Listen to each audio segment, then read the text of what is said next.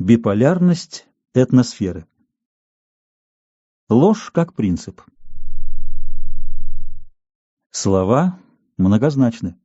Смысл слова всецело зависит от контекста, так же как смысл фразы зависит от текста, интонации, ситуации, ради которой данный текст написан и тому подобное, а смысл текста от окружения, социального и природного. Даже такое простое слово, как «стол», само по себе не имеет значения, ибо может фигурировать в сочетаниях письменный стол, стол заказов, золотой стол киевский, у этой хозяйки хороший стол и так далее. Но эти семантические различия просты, и любой читатель текста понимает, о чем идет речь. Гораздо сложнее с понятиями, столь же многозначными, но смысл коих вуалируется. Например, убийство. Всем очевидно, что убийство с целью ограбления – преступление. Убийство ради садизма – гнусное преступление. Но убийство на дуэли – деяние, хотя и наказуемое, но не преступное, ибо тот, кто остался жив, подвергал себя равному риску быть убитым и защищал свою честь. Убийство противника на войне – не преступление, а подвиг. Казнь преступника палачом, то есть тоже убийство, выполнение долга. А казнь заведомо невиновного хуже, чем преступление, это грех. И бессмысленно философское резонерство графа Толстого, который трактовал смысл слов вне контекста, а значение евангельских текстов вне исторической обстановки первого века нашей эры. Видимо, он был при этом искренним, но тем хуже. Принципиальная ошибка анализа остается, а глупость – такой же источник людских несчастий, как и злая воля. Даже, может быть, иногда глупость хуже, потому что она требует для себя права на безответственность. Я, мол, так думал, значит, я не виноват. И тут злая воля получает необходимый ей простор. Она может действовать не прямо, в чем всегда есть доля риска, а опосредованно, через обманутых дураков, которые уверены в своем праве не продумывать того, что они творят, а действовать по чужой указке. В Евангелии по этому поводу сказано «передумывайте», «метаноите», что переводится словом «покайтесь», уже потерявшим первоначальный смысл. Вернемся к понятию «ложь». Находится ли оно в живой природе? В какой-то мере да. Мимикрия животных – это попытка обмануть хищника или добычу. Но как хищники, так и их жертвы имеют право спасать свою жизнь либо от голода, либо от съедения, так что мимикрия оправдана закономерностями биосферы, находящимися вне добра и зла. Люди на войне часто дезинформируют противника. Ложь ли это? Формально да. Но война – состояние исключительное, и не следует верить любым сведениям. Нужно проверять информацию, ибо здесь обман входит в правила игры. Очевидно, и тут речь идет о другом понятии, но с тем же названием – ложь. Пренебрежение оттенками семантики обессмысливает сам термин. Древние люди в этой проблеме не путались. Они ввели понятие «клятва», то есть юридически оформленное отречение от полезной, а подчас и спасительной лжи. Право на обман, на двусмысленность, уклончивость за человеком сохранялось, но только в повседневной жизни. Клятва же выделялась как экстраординарный акт, как отказ от следования законам природы, то есть инстинкта самосохранения.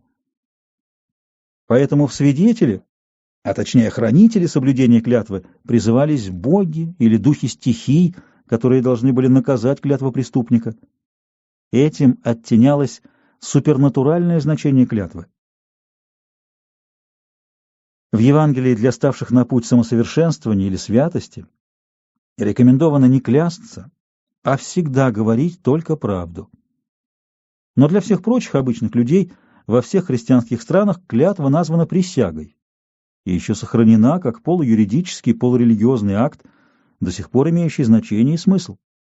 Ибо обман – это просто неблаговидный поступок. А нарушение клятвы, то есть обман доверившегося, это преступление противоестественное и противобожественное, это оскорбление мирового порядка, предательство. Но нужно ли в географическом трактате заниматься историей забытых фантастических учений? Да, нужно. Ибо в их постановке проблемы отношения к жизни на Земле содержится в неявном виде решение задачи, поставленной в начале главы: кто, как и зачем губит биоценозы, в которых живет сам. По сути дела, мы нашли плюс и минус, которые, как в алгебре, можно поменять местами. От такой перемены изменится наша субъективная и качественная оценка, но не само объективное противопоставление. Если мы примем за положительное начало утверждение биосферы с ее закономерностями, в число коих входит убийство живых существ, то обратная позиция будет отрицательной, хотя бы она и была связана с проповедью непротивления злу. Толстой в Крейцеровой сонате вполне последовательно указал, что поскольку человеческому роду для продолжения существования убивать необходимо, то лучше бы ему прекратиться. Французские манихеи XIII века, катары, считали, что нельзя убивать теплокровных животных. Поэтому во время Альбегойской войны, чтобы отличить катара от католика, пленному предлагали зарезать курицу. Катары отказывались и шли на костер. Но если бы французы не резали кур, они бы их не разводили, а выгнали в лес, где кур переели бы совы и лисы. Курам стало бы, как видно, хуже, но ведь последовательная жизнеотрицающая система оценила бы это как достижение. Еще один раздел животных избавлен от ужаса жизни. А те, кто утверждает жизнь, убивают и гибнут сами, чтобы на их трупах проделали то же самое их потомки, и чтобы жизнь, преображенная смертью, ширилась по лику планеты так же, как это происходило в минувшие геологические эпохи. И оба мировосприятия последовательны. Но генезис пассионарности их различен, так же, как и их цели, и следы их пребывания в ландшафтах Земли. На индивидуальном уровне ложь — это не только несимпатичный стереотип поведения, но и способ воздействия на окружающую среду, этническую и ландшафтную. На популяционном уровне это уже массированная дезинформация в антисистемах, воздействующая на среду социальную и культурную. Но на биосферном уровне происходят процессы упрощения, которые ведут к замене высших животных микроорганизмами, гниение трупов, превращение живого вещества в костное, распад костного вещества на молекулы, молекул на атомы, внутриатомных реальных частиц на виртуальные и перенос фотонов в бездну, то есть в вакуум. А ведь начиналось это как будто с пустяков. Но что такое истина, противостоящая лжи? Не надо мудрить и мистифицировать читателя, да и самого себя. Будем называть истиной суждение, адекватное заданной сумме наблюденных фактов, где погрешность не превышает законного допуска. При наложении на ось координат истинные суждения будут положительными значениями, а лживые — отрицательными, причем в глобальных масштабах. И генезис у позитивных и негативных значений разный. Первые — прямое порождение энергии живого вещества биосферы. Вторые — отражение от вакуума, то есть мысли. Третий параметр. Вспомним, что, стремясь описать соотношение пассионарности и сферы сознания в процессах этногенеза, мы ввели категорию аттрактивности, положив ее на ординату.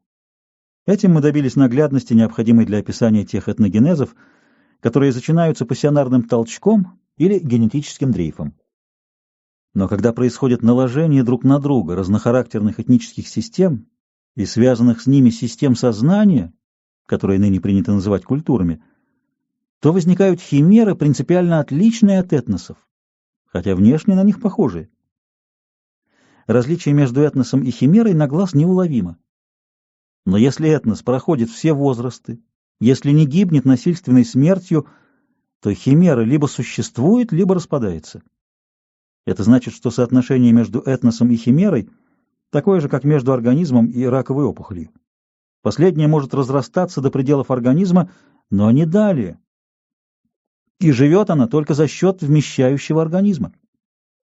Подобно опухоли, химерная антисистема, химеры бывают и безвредными, то есть пассивными, высасывает из этноса или суперэтноса средства для поддержания существования, используя принцип лжи, описанный выше.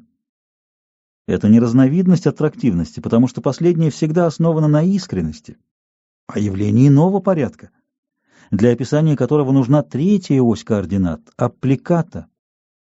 На положительную ее часть будут вынесены импульсы жизнеутверждающие, в том числе те, которые приносят в жертву жизнь индивида, часто и свою собственную, для поддержания существования вида, а на отрицательную — те, которые ведут к спасению индивида от тягот мира за счет отказа от горя и радости, заботы о близких и далеких, любви к истине и отрицания лжи. Этот перечень, далеко не полный, характеризует антисистему. Может показаться, что образцовой антисистемой является буддизм, но это верно лишь отчасти. Направлений буддизма много. Там, где почитают бодхисаттву сострадания Авалокиту, бодхисаттву мудрости Маньчжушри, где есть учение об Ади-Будде, создателе мира, мироощущение остается позитивным. Но в школах созерцания и неделания преобладает негативный импульс, подобно тому, как в гностических направлениях раннего христианства и в современном экзистенциализме Ясперса открыто выражено жизнеотрицающее мироощущение, хотя последний откровенно атеистичен. Но нас интересует не это. Отмеченные параметры различны по значению и по характеру.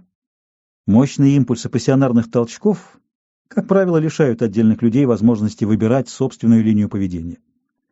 Если такое желание у кого-либо и возникнет, то императив коллектива не даст персоне развернуться. То же самое бывает в инерционной фазе, где персона формирует традиции накопленной культуры. А в последних фазах субпассионарные особи не имеют поводов для пересмотра привычного мироощущения. Так что в потоке нормального этногенеза антисистема не может возникнуть. Однако при совмещении двух суперэтносов, когда в зоне контакта возникает этническая химера, антисистемы развиваются со страшной силой. И ведь нельзя сказать, что к принятию негативного взгляда на мир побуждает ухудшение бытовых условий или экономические затруднения. Нет, их не больше, чем было до этого, а иной раз и меньше, ибо в зонах контактов обычно идет интенсивный обмен вещей, торговля, людей, работорговля и идей, торговля верой. Очевидно, причина в другом. Губительный фантом. Поставим вопрос так. Что общего между исмаилитством, карматством, маркианитским павликианством, маникейством, богумильством, альбегойством и другими аналогичными системами, и в частности с экзистенциализмом Ясперса? По генезису верований, догматики, эсхатологии и экзегетики ничего. Но есть одна черта, роднящая эти системы — жизнеотрицание, выражающаяся в том, что истина и ложь не противопоставляются, а приравниваются друг к другу. Из этого вырастает программа человекоубийства, ибо раз не существует реальной жизни, которая рассматривается либо как иллюзия, тантризм, либо как мираж в зеркальном отражении, исмаилизм, либо как творение сатаны, манихейство, то некого жалеть. Ведь объекта жалости нет, и незачем жалеть. Бога не признают, значит, не перед кем держать отчет. И нельзя жалеть, потому что это значит преодолевать мнимые, но болезненные страдания существа, которые на самом деле призрачны. А если так, то при отсутствии объекта ложь равна истине, и можно в своих целях использовать ту и другую. Надо отдать должное средневековым людям, они были последовательны, и потому их речи звучали очень убедительно. Действительность подчас была столь ужасна, что люди готовы были броситься в любую иллюзию, особенно в такую логичную, строгую и изящную. Ведь, войдя в мир фантасмагорий и заклинаний, они становились хозяевами этого мира, или, точнее, были в этом искренне убеждены. А то, что им ради ощущения свободы и власти над окружающими надо было плюнуть на крест, как тамплиерам, или разбить на части метеорит Каабы, как карматам, их совершенно не смущало. Правда, встав на этот путь, они отнюдь не обретали личной свободы. Наоборот, они теряли даже ту, которую имели в весьма ограниченных пределах, находясь в той или иной позитивной системе. В ней законы и обычаи гарантировали им некоторые права, соразмерные с несомыми обязанностями. А здесь у них никаких прав не было. Строгая дисциплина подчиняла их невидимому вождю, старцу, учителю, но зато он давал им возможность приносить максимальный вред ближним. А это было так приятно, так радостно, что можно было и жизнью пожертвовать. И ведь не только бедствия и обиды приводили неофитов в антисистемы. Люди часто жили плохо, но не везде и не всегда. Бурные периоды сменялись спокойными, но обывательская затхлость мирной сельской жизни действовала диалектически и создавала последствия, противоположные предпосылкам. Когда пассионарного юношу кормили досыта, но запрещали ему что-либо делать или логично размышлять, он искал применение своим затаенным силам и находил их в проповеди отрицания, не обращая внимания на то, что поставленная перед ним цель — фантазия. Сказка и миф рождались повседневно. Против них были бессильны строгие выводы науки и практические прогнозы действительности. В первом тысячелетии нашей эры они увлекали людей всех стран, кроме Руси и Сибири, где антисистемы не сложились. Последнее легко объяснимо. Для появления устойчивой антисистемы необходимы два параметра: упадок, например, момент перехода из фазы в фазу местного этногенеза, и внедрение чужого этноса. Пусть даже обе системы будут перед началом процесса положительными, творческими, как в плане экологии, так и в аспекте культуры, совмещаясь, они порождают антисистему, явление побочное, возникающее помимо воли участников. Поскольку Сибирь и Древняя Русь были ограждены от посторонних, нежелательных воздействий до XIII века, то идеи, чуждые мировоззрению их обитателей, если и попадали в северные леса Евразии, то не могли там укорениться. Нами была предложена концепция этноса как поле биофизических колебаний с определенной частотой или ритмом. Теперь она находит подтверждение. Когда два разных ритма накладываются друг на друга, возникает своего рода какофония, воспринимаемая людьми как нечто противоестественное, что, в общем-то, и правильно. Но тогда люди начинают не любить вмещающую их географическую среду, искать выхода при помощи строгой логики и оправдывать свою ненависть к миру, устроенному так неудобно. Именно такая ситуация возникла в эллинистических государствах древности во II-I веках до нашей эры. До похода Александра Македонского эллины не знали иудеев, а иудеи не обращали внимания на Явана, ионян. Зато в селевкидской Сирии и Птолемеевском Египте они оказались соседями. Иудеи изучили Платона и Аристотеля, эллины — Библию в переводе на греческий язык. Оба этноса были талантливы и пассионарны, но из контакта их мироощущений возник гностицизм. Грандиозная, увлекательная антисистема. Столкновение эллинства с иранством породило в III веке манихейство, могучую антисистему, подвергавшуюся гонениям не только в Риме, Византии и Иране, но даже в веротерпимом Китае и несколько позже во Франции. В Индии, куда вторглись кушаны и саки, великий философ Нагарджуна во II веке нашей эры создал мироотрицающее учение о пустоте, шуньята, причем дошел в отрицании до того, что даже собственное существование объявил иллюзией. Но самое страшное произошло в Китае, когда туда в III веке переселились хунны и сяньбийцы, вытесненные из родной степи вековой засухой. Систем и философем там не возникло, потому что 3 века шла жуткая резня. В этой постоянной войне погибли 27 этносов, в том числе древнекитайский, ханьский. Только пассионарный толчок, вызвавший к жизни средневековый китайский этнос, табгачский, спас погибавшую страну.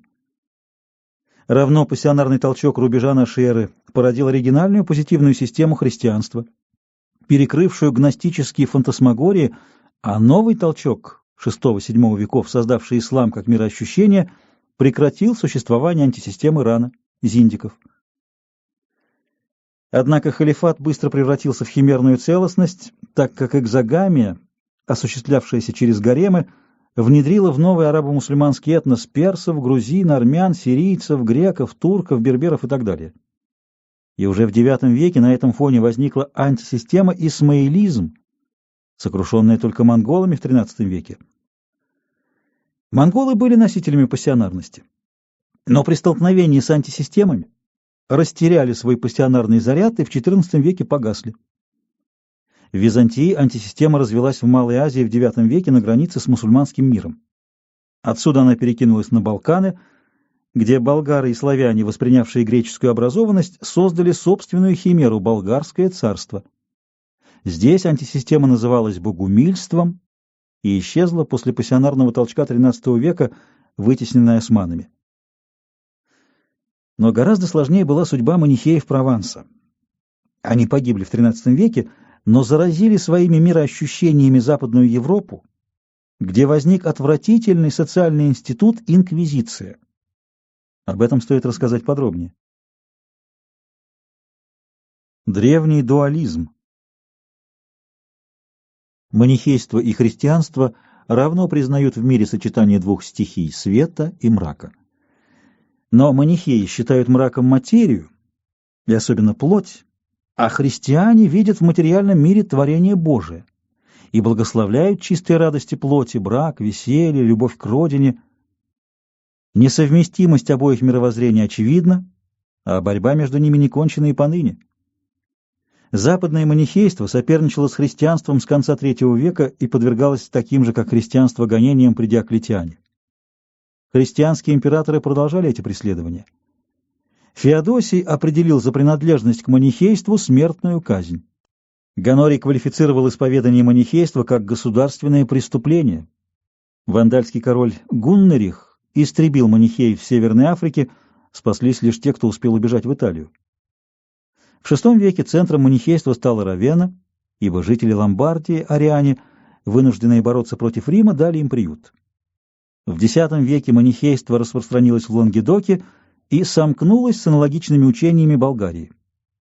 Манихейские проповедники в Южной Франции и даже в Италии так наэлектризовывали массы, что подчас даже папа боялся покинуть укрепленный замок, чтобы на городских улицах не подвергнуться оскорблениям возбужденной толпы, среди которой были и рыцари, тем более что затронутые пропагандой феодалы отказывались их усмирять. Во второй половине XI века манихейское учение охватило Ломбардию, где пороки высшего духовенства вызывали законное возмущение мирян. В 1062 году священник Ариальд выступил в Милане против брака священников, но встретил сопротивление архиепископа Гвидо и был убит. Борьба продолжалась. Причем архиепископа и его наследника поддерживал император Генрих IV, тайный сатанист, а реформаторов — папы Александр II и Григорий VII. Видимо, и папы, и императоры не интересовались сущностью проблемы, а просто искали сторонников. За соперничество вождей заплатили жители Милана, который сгорел во время уличного боя в 1075 году. В XII веке манихеи, названные в Италии патаренами, распространились по всем городам вплоть до Рима, причем наименее склонными к ереси оказались крестьяне, а наиболее активными еретиками — дворяне и священники, то есть самая пассионарная часть населения того времени. В Лангедоке, находившемся под призрачным покровительством королей Германии, центром манихейства стал город Альби, из-за чего французских манихеев стали называть альбигойцами, наряду с их греческим наименованием катары, что значит «чистые». Их община делилась на совершенных, верных и мирян.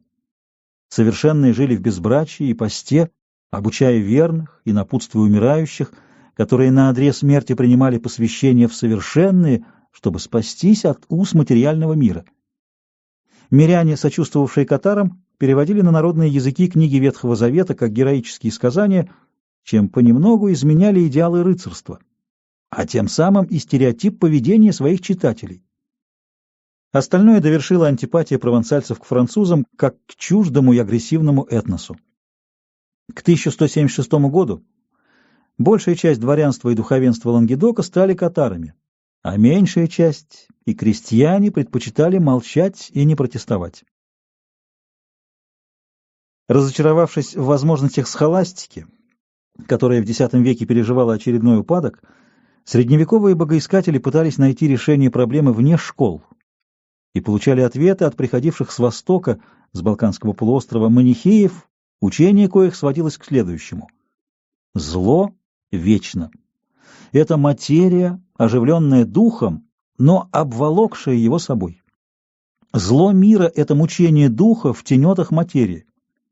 Следовательно, все материальное — источник зла. А раз так, то зло — это любые вещи, в том числе храмы и иконы, кресты и тела людей. И все это подлежит уничтожению.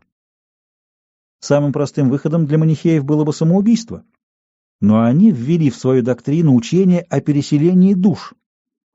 Это значит, что смерть ввергает самоубийцу в новое рождение со всеми вытекающими отсюда неприятностями. Поэтому ради спасения душ предлагалось другое — изнурение плоти либо аскезой, либо неистовым разгулом, коллективным развратом, после чего ослабевшая материя должна выпустить душу из своих когтей. Только эта цель признавалась манихеями достойной, а что касается земных дел, то мораль, естественно, упразднялась, ведь если материя зло, то всякое истребление ее любой ценой благо, будь то убийство, ложь, предательство, все не имело никакого значения.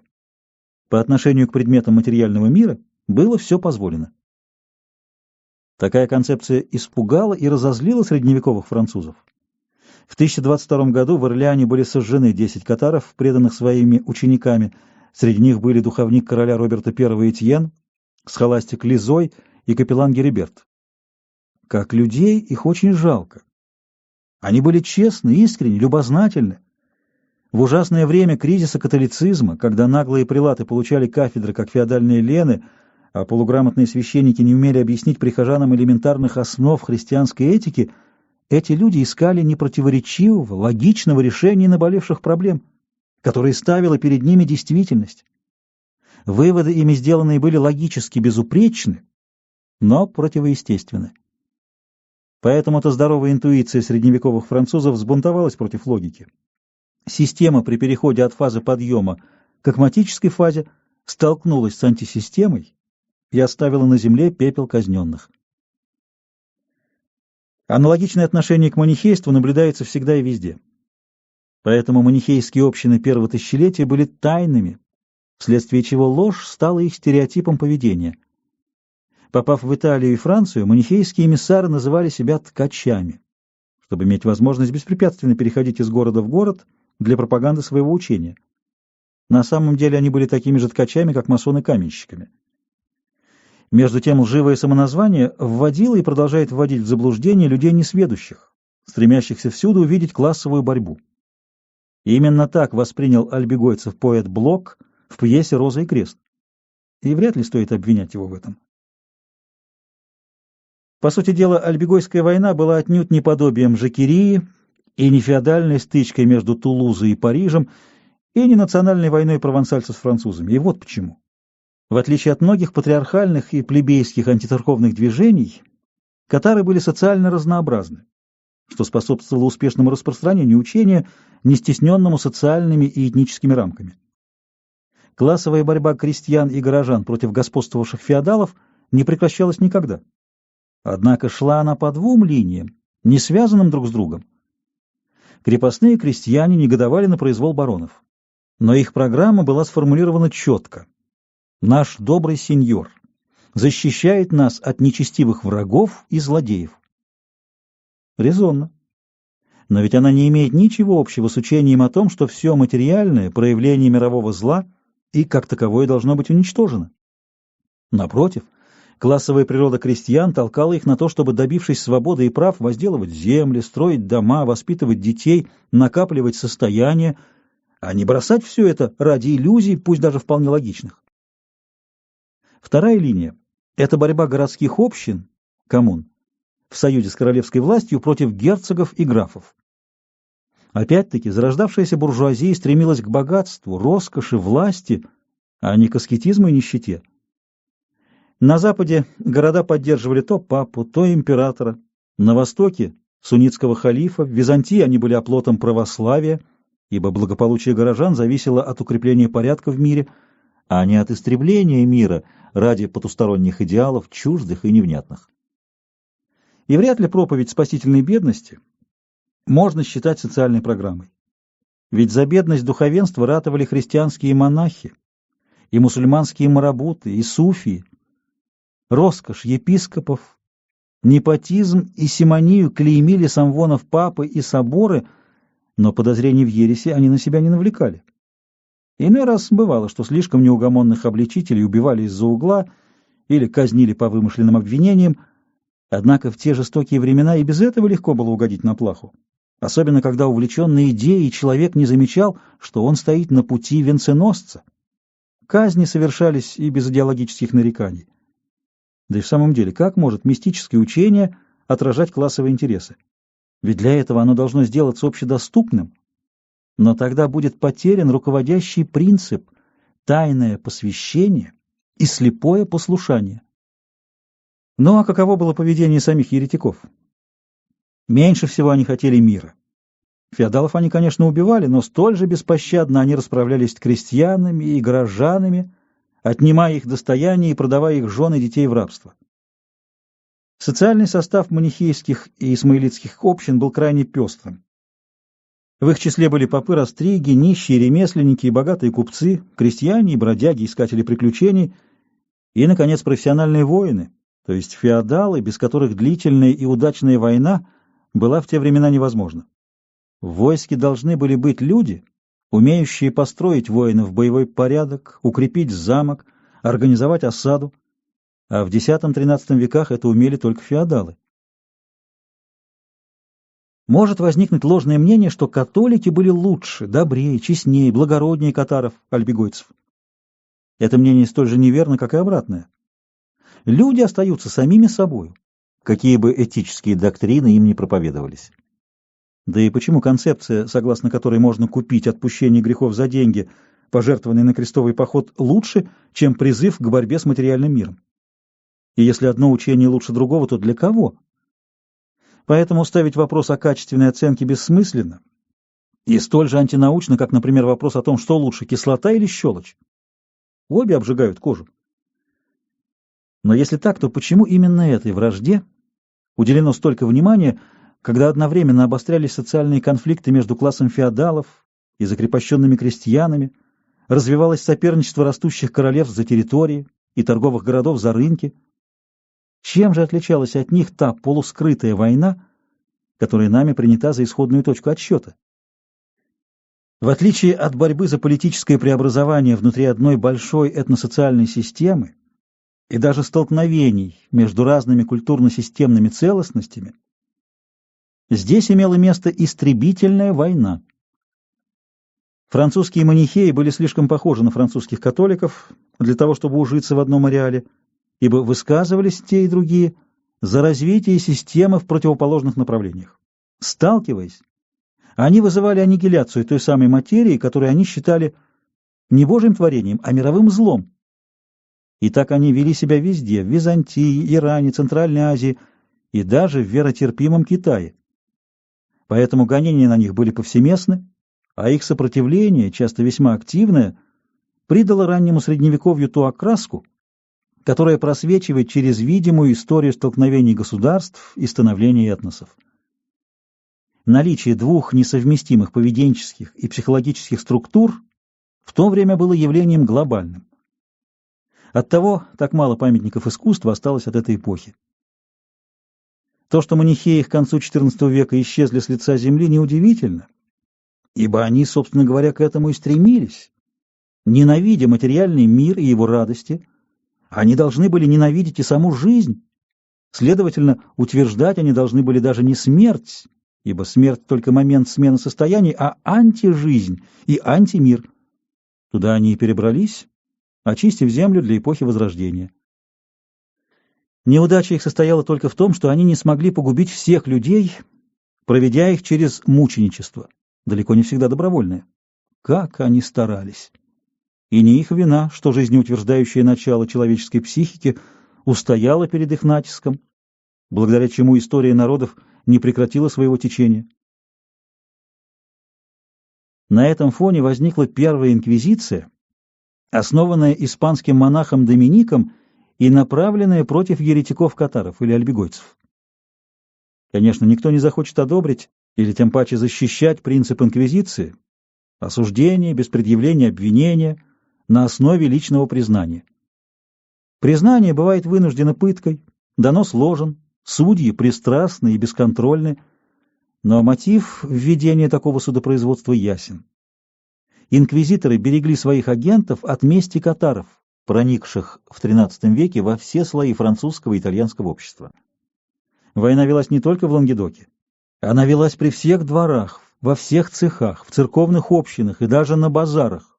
Это была беспощадная резня без линии фронта, причем жертвами ее становились все оклеветанные катарами и агентами инквизиции беззащитные, ни в чем не повинные люди.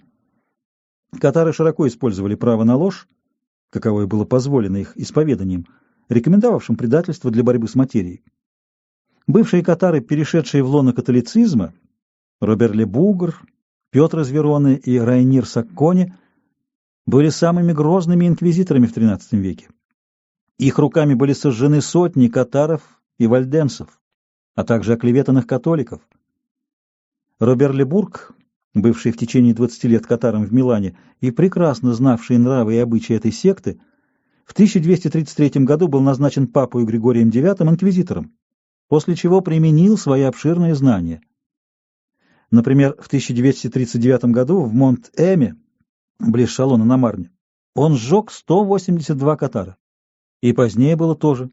Жак Моле, гроссмейстер ордена тамплиеров, и другие рыцари были сожжены в Париже в 1214 году после процесса, проведенного канцлером Гильомом Нагаре, внуком сожженного катара. Тайный суд — оружие обоюдоострое. Умирающий дуализм нашел способ перевоплотиться в другую, на этот раз монистическую концепцию. Ведь для антисистемы такие мелочи, как верность принципам, несущественны. Важна цель — избавление от материи и плоти.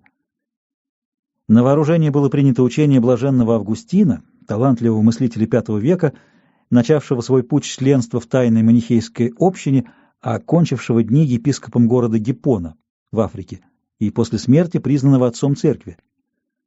Он был автором одного из 3 направлений схоластики — учения о предвечном предопределении людей либо к раю, либо к аду. Были, конечно, оговорки, но суть не в этом. Аргументация блаженного Августина сводилась к тому, что Адам согрешил и передал грех всем потомкам генетически, как первородный грех. Поэтому все люди мерзавцы, и всем им место только в аду. Бог предвечно и, безусловно, постановил некоторых спасти, а прочие гибнут. И любые заслуги и подвиги грешников значения не имеют, равно как и злодеяния предизбранных. Для дьявола в такой системе места нет, ибо все за него творит Бог.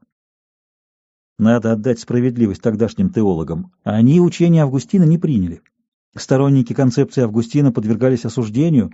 Монах Готшальк даже был пожизненно заключен за проповедь идеи предопределения, то есть ответственности Бога за грехи людей.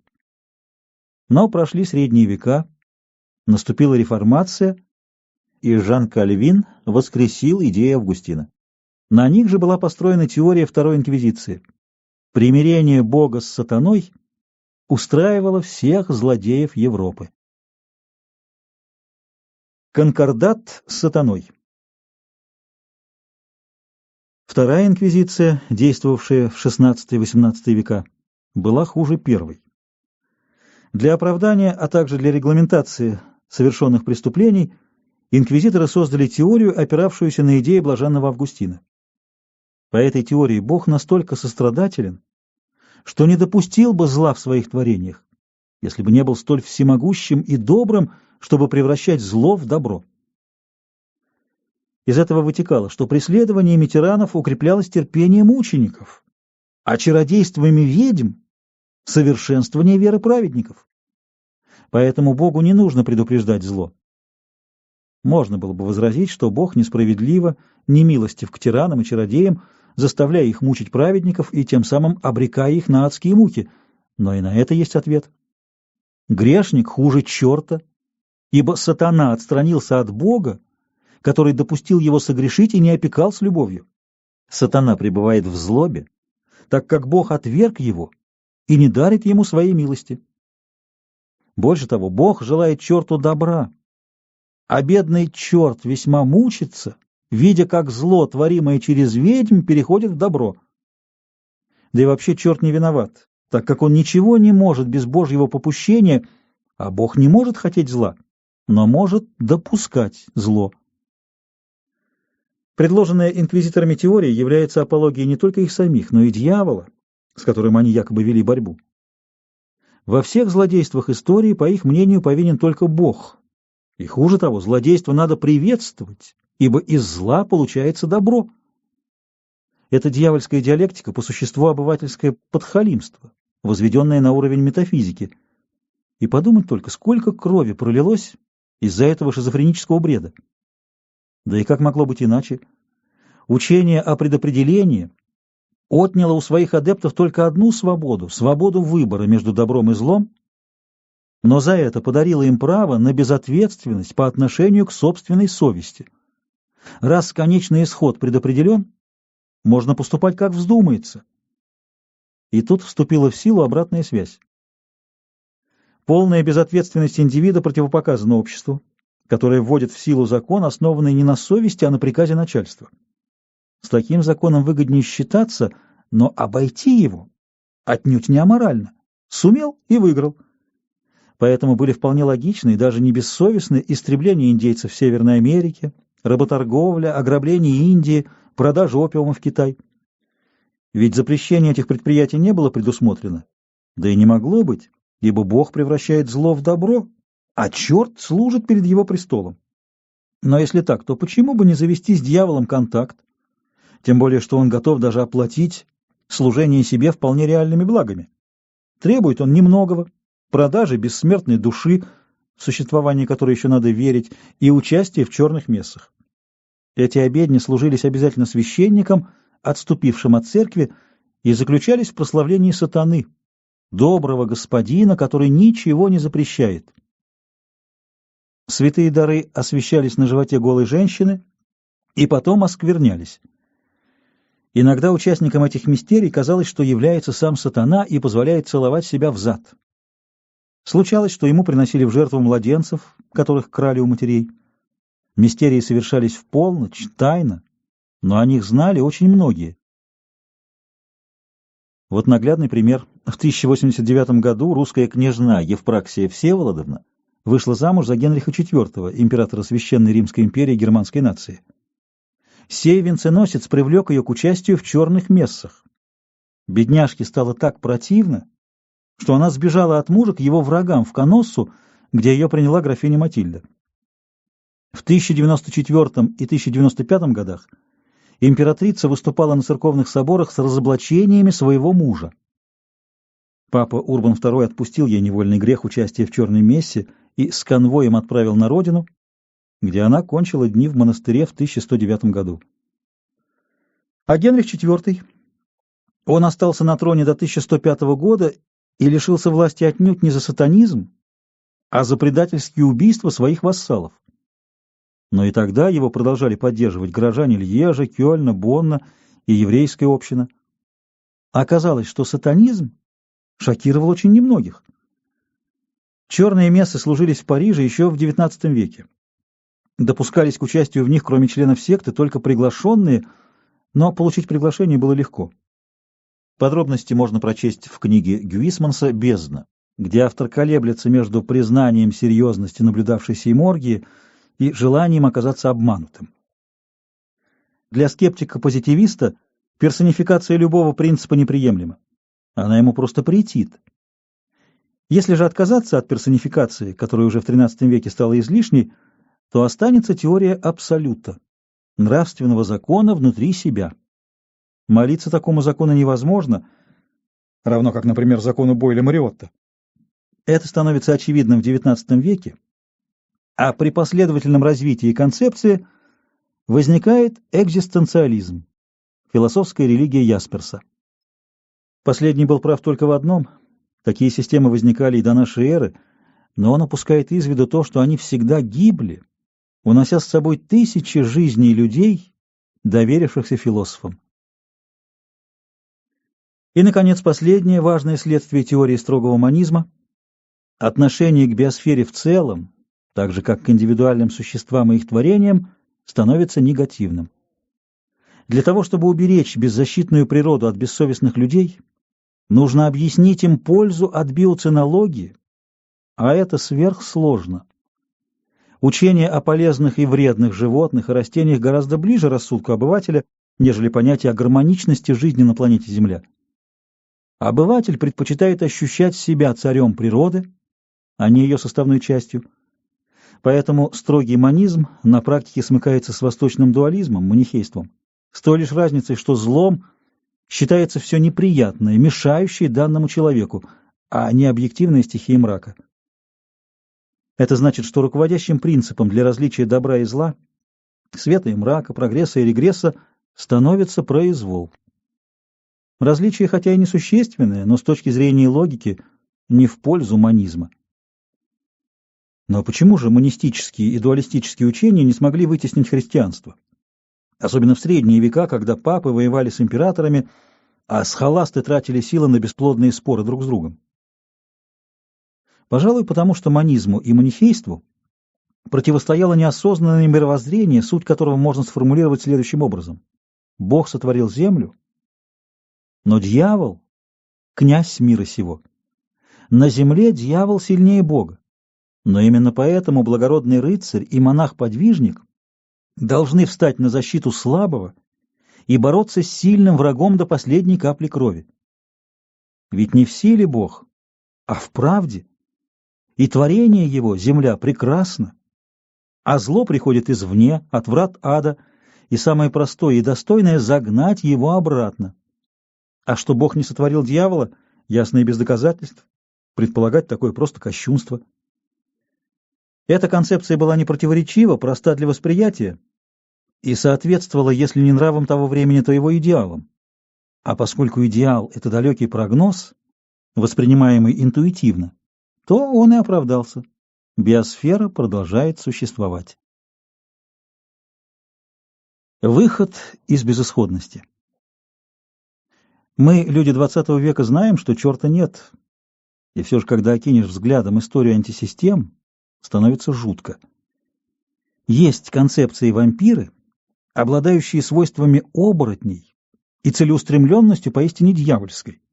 Ни могучий интеллект, ни железная воля, ни чистая совесть людей не могут противостоять этим фантомам. Там, где слагается этническая химера, наложение этнических полей разного ритма, появляются антисистемы.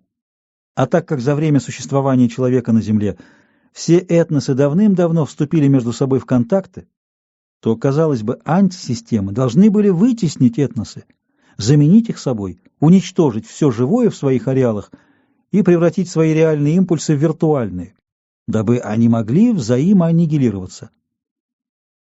А ведь подобного почему-то не произошло. Значит, в мире есть какой-то могучий импульс, противодействующий распространению антисистем и, возможно, очищающий от них лик Земли. Однако, как мы видели, антисистемы появляются снова и снова, так что этот импульс должен действовать, если не постоянно, то достаточно часто. И он не должен находиться в сфере сознания людей, потому что эта сфера открыта для обмана или для неполноты понимания предмета, то есть для заблуждений. И он не заповедан нам свыше, потому что антисистемы бывают теистичны, а идеалы этнических культур атеистичны. И он не складывается в процессе эволюции, ибо за нужное для сложения время он бы погиб. Знаем ли мы импульс с такими свойствами? Да, знаем. Это пассионарный толчок.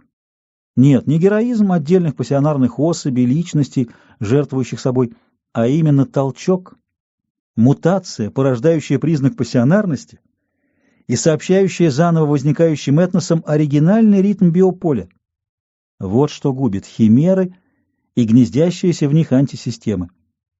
Пассионарный импульс дает как бы высокий накал, в котором химеры плавятся, да простится автору метафора, и превращаются в этносы, гармонически сочетающиеся с ландшафтами, как звено геобиоценозов.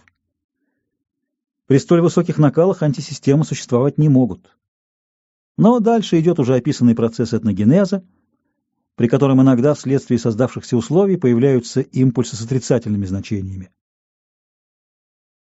Итак, пассионарные толчки не только помехи в эволюции человечества, но и очистительная сила, без которой эволюция вообще не могла бы продолжаться.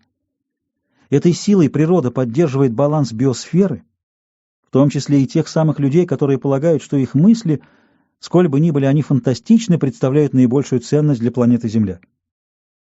Теперь-то мы знаем, что все философские учения и пророческие речения — только биосферные импульсы, отраженные какой-либо гранью великого вакуума, подстерегающего жизнь на каждом шагу.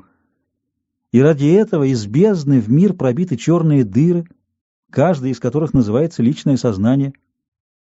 Хорошо бы поставить на них заслонки, именуемые совесть.